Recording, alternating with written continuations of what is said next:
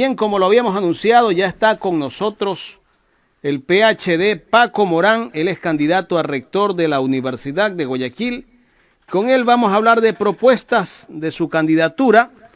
Y para este diálogo me acompaña también mi colega y amigo, catedrático universitario, el abogado y periodista Henry Carrascal. Henry, buenos días, ¿cómo estás? Buenos días, mi querido Jaime, al doctor Morán, saludos cordiales. Sí me escuchan bien, ¿no? Sí, estás perfecto, Henry.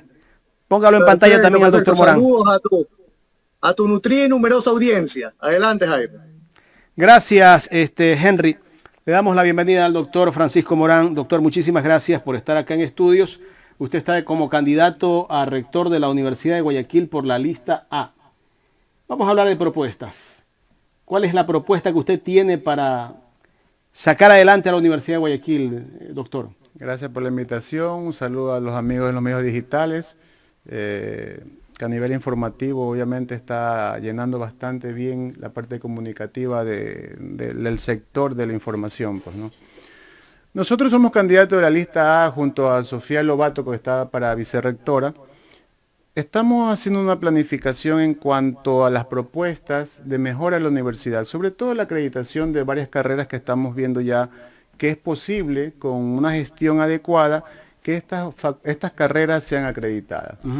Ya en la parte de comenzar también a mejorar un ambiente, un clima de trabajo, hay que trabajar en la parte de la remuneración justa de nuestras personas, nuestro personal académico, los docentes, a través de la recategorización, la revalorización, promoción y otras cosas u otros tipos de facilidades económicas que se les puede dar, las comisiones de servicio cuando tengan que viajar.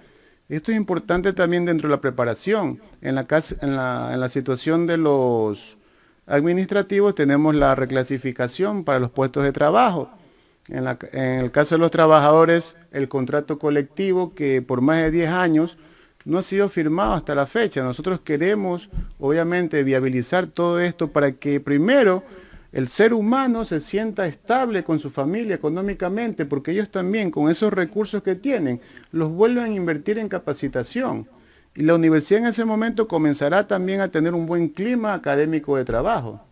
Correcto. Voy a darle paso a mi compañero Henry Carrascal, que tiene inquietudes desde el punto de vista académico. Henry. Sí, justamente esa es una inquietud de los centenares de profesores que estamos en la Universidad de Guayaquil, pero sí nos gustaría que pongamos plazos, doctor Morán. ¿Cómo usted va a concretar estos procesos de recategorización en el caso de los docentes, reclasificación en el caso de los administrativos, considerando que en la universidad pública el docente, pues, es casi que el único incentivo, el único estímulo, la única motivación que tiene, ¿no? Por su naturaleza de docente, por la naturaleza del trabajo arduo, intensificado, una carga agobiante que hay ahora por este sistema en línea. Se pensaría lo contrario, pero no, es mucho más abrumador la carga de trabajo que existe ahora. Pues entonces sí se necesita que no sea una propuesta etérea. ¿Qué va a hacer usted para concretar y decir, bueno, entro e inmediatamente yo comienzo, por ejemplo, por poner un ejemplo, doctor Morán, a simplificar el proceso, lo que estatutaria y reglamentariamente se puede, ¿no? Lo que manda la ley está ahí. Claro.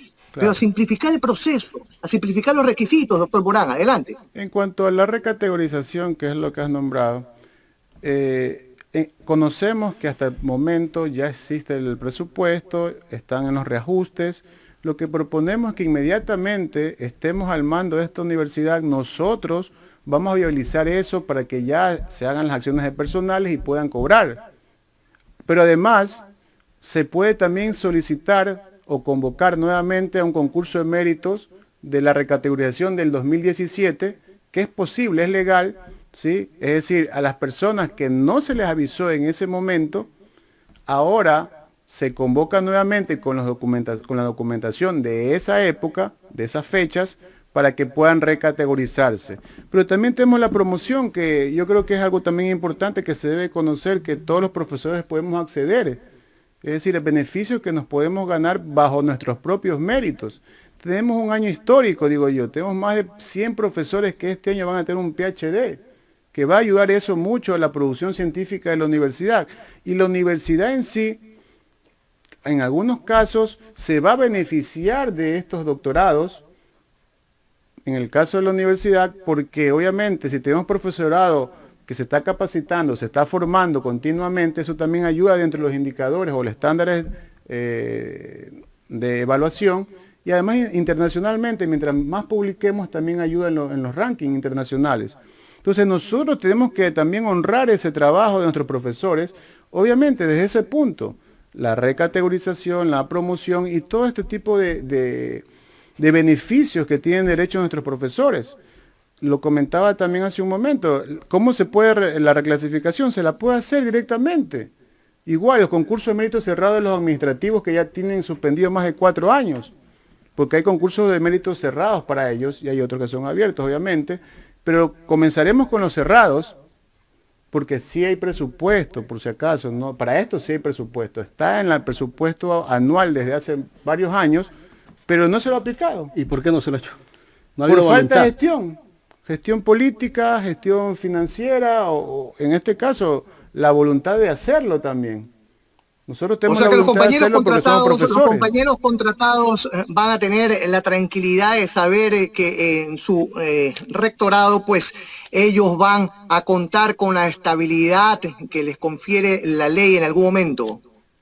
Por supuesto, nosotros les hemos dicho que nosotros van a quedarse todos los contratados, profesores y administrativos, y luego se va a proceder a un llamamiento de concurso de méritos para que puedan acceder a su estabilidad laboral. Porque nuestra idea no es tener solamente la cantidad de carreras que tenemos ahora, que todavía pienso que es deficiente. La universidad, el problema no era la cantidad de estudiantes que tenía, el problema era la falta de oferta académica de grado. Había muy pocas carreras. Teníamos 70.000 estudiantes, 80.000, llegamos a tener 115.000 estudiantes con 50 carreras. Cuando una universidad con esa cantidad de estudiantes tiene casi el triple de carreras, es decir, si tenemos en este momento aproximadamente por pandemia entre 52.000 y 60.000 estudiantes, deberíamos tener 120 carreras. Proponer más. ¿Cuántas carreras existen ahora? Estamos en las 50 carreras en promedio, o sea, carreras de Mi grado. estimado doctor, si me permite también Jaime, mire, gran parte del problema del desempleo en este país pasa por las razones ya conocidas, ¿no? Falta de inversión, austeridad, contracción económica, etcétera, etcétera. Pero también, doctor Morán, hace falta un estudio del mercado laboral ecuatoriano. Por Dios, no podemos nosotros seguir promocionando carreras cuyos campos laborales están absolutamente saturados. Eso es mandar al desempleo directamente al profesional. Entonces, es una sugerencia que a mí me inquieta desde hace mucho tiempo, estimado doctor Morán, de que la Universidad de Guayaquil podía cobrar este rol protagónico con el Ministerio de Trabajo y hacer con su Escuela de Sociología un estudio profuso y profundo sobre la realidad productiva de este país y lo que está demandando el mercado laboral. Porque, por ejemplo, si yo estoy ofertando una carrera cuyo mercado laboral está absolutamente saturado, pues es prácticamente una estafa académica lo que le estamos haciendo, pues, al proponente para esa carrera, pues, ¿no? Sí, se hacen los estudios de pertinencia antes, obviamente, de crear una carrera. Existen esos estudios. A veces el problema está dentro de la misma universidad que tiene una serie de procesos difíciles de cumplir y luego esos procesos pasan por una aprobación del CES también, que eso también me dificulta mucho. Pero sí, estamos hablando ahorita en este mismo idioma, por ejemplo en la comunicación tenemos carreras que todavía no tenemos. Tenemos comunicadores sociales que están haciendo medios digitales de manera improvisada, sin un título. Porque sí, es verdad, que han estudiado como comunicadores sociales, pero en su malla curricular no existen los medios digitales. Se han formado en medios digitales, pero por su profesión, que poco a poco con los años lo han manejado bien, y algunos los están haciendo muy bien en este momento, pero no por una titulación, sino la necesidad de informar bien. Y eso es importante. Para concluir esta parte de las carreras, no estamos hablando solo del sistema presencial. Hay carreras que se pueden hacer en línea, otras carreras se pueden hacer dual, otras carreras pueden ser semipresencial y otras completamente a distancia. Hay carreras que no podrán presencial y otras podrán ser en línea. Estamos hablando casi de 40.000 estudiantes más en esta universidad. Son 5 modalidades que propone el régimen académico. El presencial, que es el que usamos en la Universidad de Guayaquil casi 100%, con este paréntesis de la pandemia, pero hoy tenemos cuatro modalidades de estudios que no estamos aplicando, las que les acabo de mencionar: distancia, semipresencial, dual y bueno. Entonces, estas carreras, en estas modalidades, pueden ayudar a muchos estudiantes o bachilleres que quieren acceder, que no necesitan estar de lunes a viernes, pueden ser sábados y domingos sus estudios. Ya se ha comprobado, teníamos centros de estudio en Galápagos, en Quito, en Coca, en Manta. Teníamos gente titulada de la Universidad de Guayaquil que se quedaba en sus ciudades generando conocimiento. No tenía que venir a la ciudad y se quedaban con sus conocimientos en esta ciudad y dejaba ese conocimiento de su propio pueblo, su ciudad. Es decir, lugares que, imaginemos el Coca, llegábamos allá, sábados y domingos, se ejercía la parte académica, esta gente se quedaba en su propia ciudad y ya no venía a Guayaquil ni a Quito, y dejábamos conocimiento, no había fuga de cerebro. Ahí hablábamos de las extensiones, ¿no? Las extensiones se llamaban en esa época, centros de estudio, centros de apoyo, pero ahora tenemos la facilidad en línea también, algunas carreras. Obvio, hay carreras que no se pueden aplicar, eso es lo que también les digo, o sea, lo que es medicina, o sea, son ciencias de la salud, creo que no sería recomendable en ningún estilo, ahí sí la virtualidad, deben ser presenciales, pero también tenemos espacio para ellos. Sí tenemos espacio, la universidad tiene bastante espacio para abrir las puertas. Es una respuesta que se la da con lo que tenemos, pero la idea principal sería una ley reformatoria de la LOES, porque hay que ser claros, muchos problemas que tenemos es por la creación del CES. Pero lo que vamos a recibir es esta ley, lo que vamos a recibir son muchos reglamentos y un CES, y con lo que tenemos, lo primero que vamos a hacer es la reforma del estatuto. Doctor, quiero hacerle una pregunta. En ese sentido también yo... Sí, Henry. Discúlpame, Jaime, yo quería hacerle justamente una pregunta pertinente con lo que acaba de decir. Su diagnóstico de la Universidad de Guayaquil en la actualidad, ¿cómo la recibe? Nosotros tenemos que revisar todos estos informes que haga la intervención al CES, porque recuerde que los informes no se lo hace la universidad. Los informes de la intervención van a pasar al CES, y el CES tendrá que revisar esos informes, y nosotros también lo vamos a hacer para saber qué realmente ha ocurrido en esta intervención y en la intervención anterior también, porque recordemos que tenemos casi 8 años, con la excepción de 1 año y medio, casi 2 años, que hubo un periodo democrático fallido, pero vamos a revisar toda esa información, porque una cosa es lo que nos permiten ver y otra cosa es lo que hay de estar en estos informes. Jaime. Estamos dialogando con el doctor Francisco Morán, candidato a rector de la Universidad de Guayaquil. Doctor, hay una preocupación de parte de los jóvenes que quieren ingresar a la universidad pública y que no tienen espacio. Hay un candidato a presidente de la República que ha dicho que cuando él llegue a ser presidente va a eliminar el CENESID. ¿Cuál es su criterio con respecto a esta propuesta de un candidato que está hablando de eliminar el CENESID? Nosotros pensamos que primero hay que hablar con las universidades. Eso puede ser una propuesta política que no sabemos el alcance que él tenga a nivel político. Nosotros no queremos tocar políticas externas en la universidad. Si vamos a hacer una reforma de la ley en algún momento, será uniéndonos con las otras universidades, no por una propuesta política de campaña externa, que tienen derecho a hacerla. Pero la universidad la hacemos todos nosotros, los profesores, los administrativos, los de servicio, los estudiantes. Entonces nosotros por esa parte creemos que entre los candidatos que están en la presidencia tendrán que hacer su propuesta, pero nosotros haremos la nuestra. ¿Por qué le digo esto? Porque de alguna manera la universidad tiene un presupuesto. Y si vas a eliminar el CENESID, vas a eliminar ese examen, porque también hablan de eliminar el examen de ingreso. O sea, quiere decir que si tenemos 60.000 estudiantes en este momento en la Universidad de Guayaquil, esa cantidad se podría triplicar, pues. Porque mucha gente que estaba en la universidad en las universidades particulares buscará la universidad pública también, pues. Y se requiere de un doble presupuesto o triple presupuesto del que tiene. No, pues el presupuesto se lo hace por vía impuestos, ¿sí? Y obviamente la cantidad de estudiantes tiene que ver mucho con eso. La universidad tiene límites físicos también. Lo que yo les Bueno, conversaba en las modalidades aquí valdría diferentes. también el tema de educación online, ¿no? Sí, Que por eso le decía, hay otras pero modalidades ciertas que carreras. se pueden trabajar más bien que la presencialidad, porque es verdad, tenemos límites físicos en la presencialidad, pero en línea no tenemos esos límites.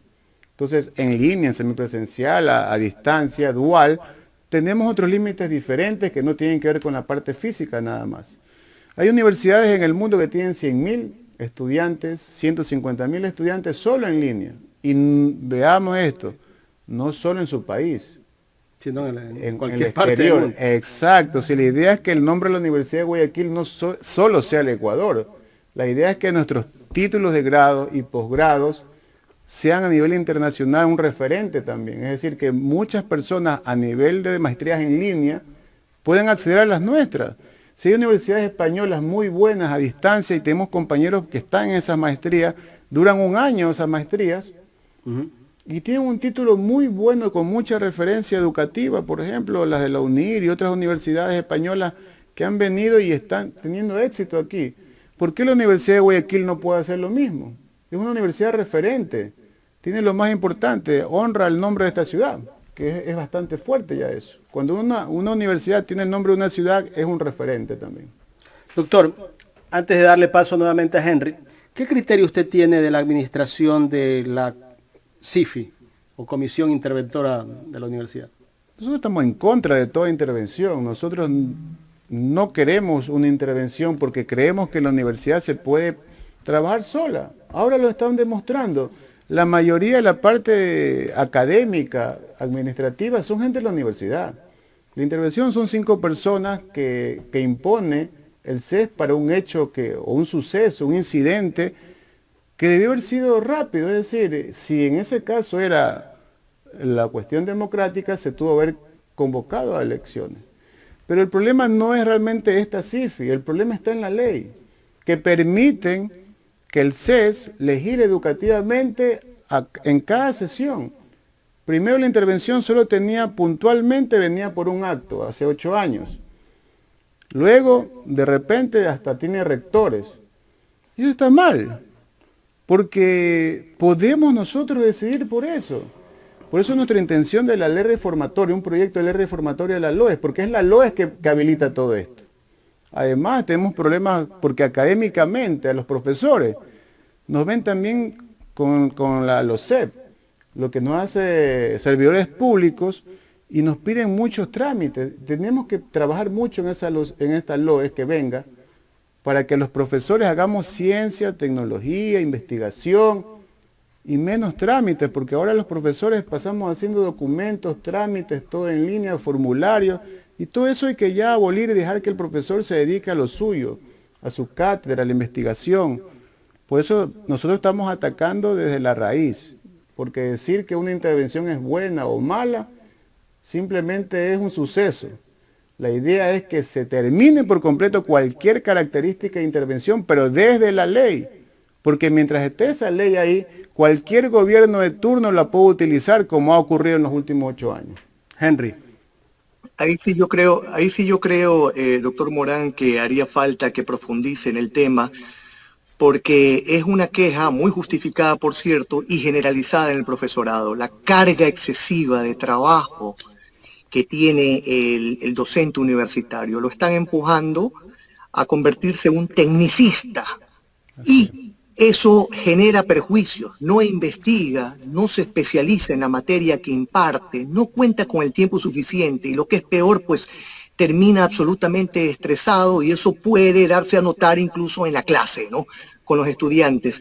Entonces, ¿qué personal de apoyo usted contrataría para alivianar la carga de trabajo del profesor de la Universidad de Guayaquil? Sí, la universidad en este momento ya tiene personal de apoyo eficiente, capacitado. Tenemos administrativos con maestrías, personal que sí está capacitado para ayudar a crear contenidos, en el caso que está hablando Henry, también en la parte de creación de contenidos multimedias, virtuales en este caso, que pueden ayudar y ser un soporte, pero el problema está por otros lados. Por ejemplo, en el caso que les decía, que la LOSEC también determina ciertas características de nuestras funciones como profesores, nos han puesto en algunos problemas. Por ejemplo, cuando investigamos, nos piden ahora que esos recursos que nos dan para investigación, nosotros como profesores entremos al portal de compras públicas y nosotros mismos estar haciendo todo ese trabajo, cuando eso es un trabajo administrativo netamente. Y entonces los investigadores decimos, bueno, a la final ni toquemos esos recursos porque a la final nos pueden hasta glosar por comprar un lápiz, un bolígrafo, y muchos compañeros profesores no están tocando un dinero para investigación. Y investigar sin recursos, eso no es investigación. Eso no es investigación porque se necesitan muchos recursos. Tiempo, como dice también Henry, se necesita tiempo. De los 10 horas que normalmente deberían tener un tiempo completo de investigación, terminan solo teniendo 3. 3 horas de investigación. Con eso no se investiga en ningún lado del mundo. Y la mayoría después de eso tenemos que hacer formularios. ¿Por qué? Porque la LOSEC a los profesores nos pone como servidores públicos, por ende tenemos que responder como administrativos. Por eso le digo, a veces los problemas no están. Los problemas no están a veces solamente en la universidad, son leyes que se han creado. Son leyes, claro. Y esto es que no permite el desarrollo de algunas universidades porque estamos tan tensos, como dice Henry, estamos tan tensos en cumplir tantos documentos y aparte la carga horaria, la investigación. Y es verdad, nosotros tenemos problemas de fondo que están en las leyes. Pero ahí precisamente, doctor, la universidad puede cobrar un rol protagónico con su facultad de jurisprudencia y proponer estas reformas, ¿no? Proponer estas reformas que sí son urgentes. La normativa es dinámica y tiene que irse acoplando, positivando, como decimos los abogados, de acuerdo a los cambios que también se presentan en este conglomerado, ¿no? Yo quería también tocarle un punto preciso sobre nuestros posgrados. El razonamiento previo de la pregunta es que nuestros profesionales, los que egresan, los que se reciben en la Universidad de Guayaquil, son profesionales también con limitados recursos. Ahí hay un rol social que cumple la universidad. Su única esperanza para especializarse, doctor Morán, es la propia universidad pública, ¿no? Entonces, ¿cómo vamos a hacer para fortalecer, potenciar los posgrados, doctor Morán? Sí, es un problema que tiene varios años ya y sobre todo en estos periodos de intervención se agravó bastante la cuestión de las especialidades, las maestrías, la educación continua. Entonces, quien les habla da clases en posgrado de otras universidades también, estatales, y trabajan mucho con las empresas públicas, que es una de nuestras propuestas. La parte académica se maneja del vicerrectorado académico, pero la parte financiera desde una empresa pública con fideicomisos. Es decir, que los recursos trabajan de manera gerencial y con el fideicomiso lo que se hace es que el Estado a fin de año no se lleve esos recursos, que es lo que ocurre normalmente cuando se trabaja desde la universidad. Tenemos compañeros que no han cobrado sus clases, de dar clases de maestría, casi 3 años. 3 años, mientras en mi caso, cuando yo doy clase en una universidad estatal, con empresa pública y fideicomiso, cobramos a los 5 días. Y entonces, claro, esto causa una decepción, aunque te paguen en una universidad menos, pero te estén pagando al día, prefieren los profesores ir a esas universidades. Aparte, en la universidad tampoco hay ni especialidades y pocas maestrías. Entonces, se fomenta un equipo de la empresa pública, no las que están ahorita por si acaso de la universidad. Cuidado, vamos a pensar que vamos a usar las que están en la universidad, que todas están en pasivos. Todas están en rojo. Si usted pone $1 en esas empresas públicas que tiene ahorita, le caen los proveedores, los bancos, y lo parten en 10 pedazos ese dólar.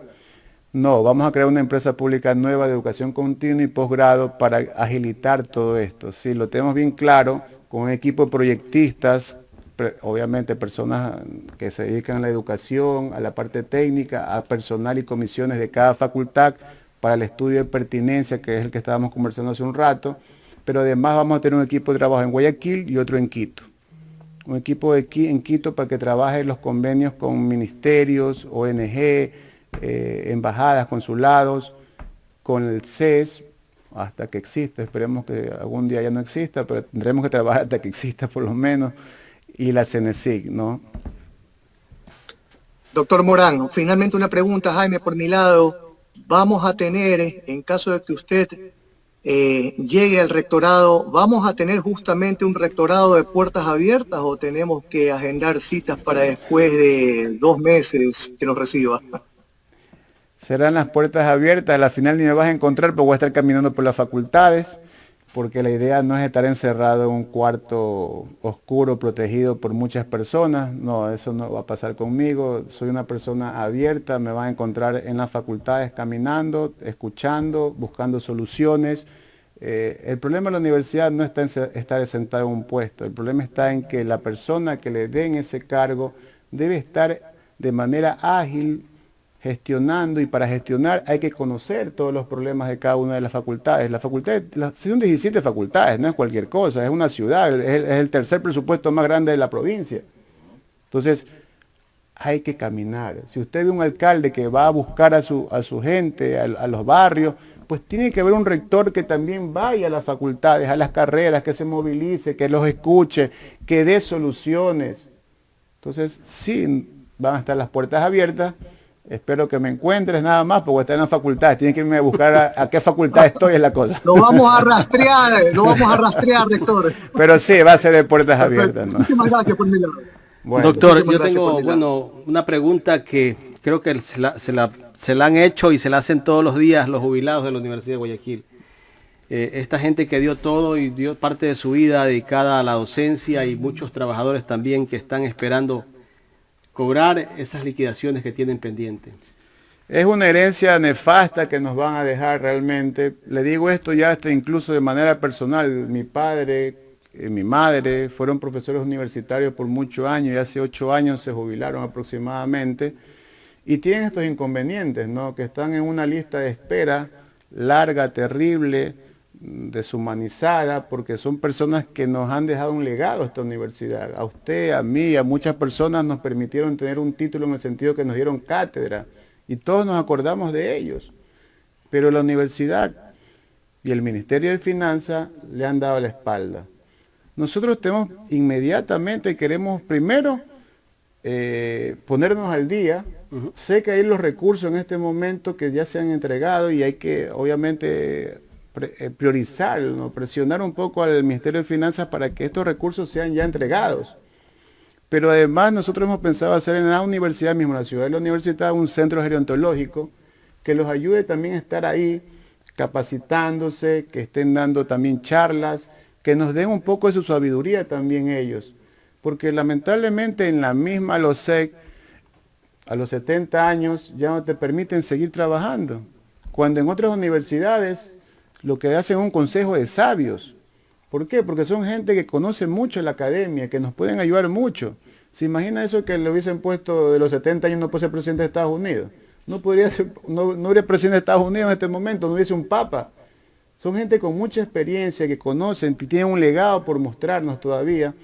Entonces creemos que este centro gerontológico va a ser una respuesta, porque hemos visto a los compañeros jubilados a veces afuera del rectorado, con sol, sentados ahí. Vamos a darle respuesta también humana a ellos, es decir, vamos a crear un centro que los acoja, que les permite estar presentes ellos ahí, que se capaciten, que aúnen sus ideas y también hacer seminarios que nos ayuden también a nosotros, porque ellos tienen mucho que darnos todavía. Jaime, una pregunta, no una pregunta, sino una reflexión sobre lo que acaba de decir el doctor Morán. El éxito de la prosperidad de las sociedades asiáticas es justamente fusionar el dinamismo de la juventud y la experiencia y sabiduría de la vejez. Ahí hay un gran error también en la Ley Orgánica de Educación Superior, ¿no? Que terminó segregando a muchos profesores. El empirismo es una vía de conocimiento. Muchos profesores que de pronto no tenían maestría, ¿no? No tenían un PhD, pero por su experiencia tenían muchísimo que transferir, cantidad de saberes valiosísimos que transferir, doctor. Así es. En otros países, cuando hay problemas con los jubilados, los primeros que salen a reclamar es la juventud. Creo que eso es importante también, una buena referencia. que sepan los jóvenes también que cuando hay un problema con los jubilados es con ellos, porque algún día vamos a estar todos ahí, ¿no? Vamos a estar ahí. Por favor. Y si es que llegamos a alguno. Dios quiera. Doctor, quiero agradecerle, sabemos que tiene otros compromisos por haber venido acá a Ecuador en directo. Muy amable de su parte, un saludo a la gente de la Universidad de Guayaquil. El día viernes 12 de marzo vamos a hacer historia con la lista A en una sola vuelta. Sofía Lobato, vicerrectora, y quien les habla, Francisco Morán, candidato a rector. Gracias al doctor Francisco Morán, candidato a rector de la Universidad de Guayaquil. Henry.